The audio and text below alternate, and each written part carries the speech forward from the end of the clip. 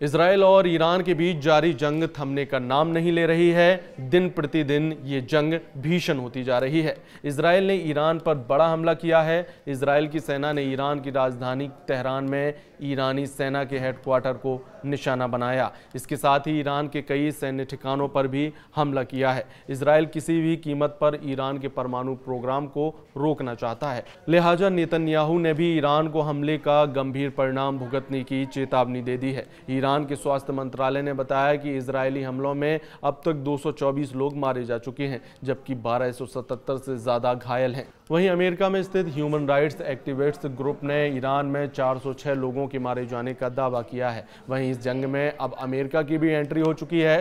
Trump ने कहा है कि इजरायल और ईरान में जल्दी शांति समझौता संभव है।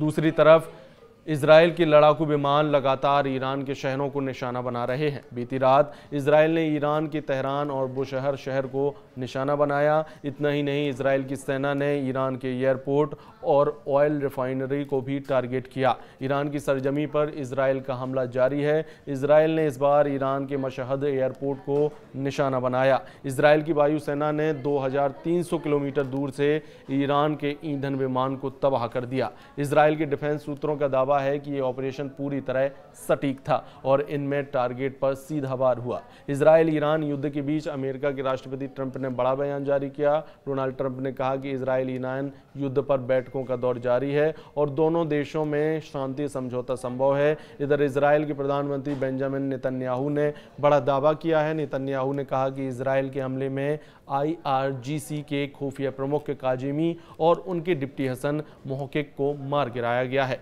नेतन्याहू के मुताबिक तेहरान में हुए हमले में दोनों को मार गिराया गया और इजराइल के इस दावे को ईरान के लिए बड़ा झटका माना जा रहा है। अब आपको युद्ध से जुड़ी कुछ बड़ी बातें बताते हैं। इजराइल ने ईरान के खिलाफ ऑपरेशन राइजिंग लॉन्च किया और फिर ईरान पर इजराइल ने 200 फाइटर जेट से हमला किया, जिसमें ईरान के 9 वैज्ञानिक, 20 से ज़्यादा कमांडर मारे गए। इजराइल को जवाब देने के लिए ईरान ने ऑपरेशन ट्रू प्रॉमिस 3 लॉन्च किया और फिर इजराइल पर 150 से ज़्यादा मिसाइलों से हमला किया। इसके बाद पीएम मोदी और इजराइल के पीएम नेतन्याहू के बीच बातचीत हुई। उधर ट्रंप ने ईरान पर परमाणु समझौता करने का दबाव बनाया। ईरान इजराइल के बीच F-35 विमान गिराने का दावा किया और बढ़ते विवाद की वजह से ईरान अमेरिका के बीच न्यूक्लियर वार्ता रद्द हो गई।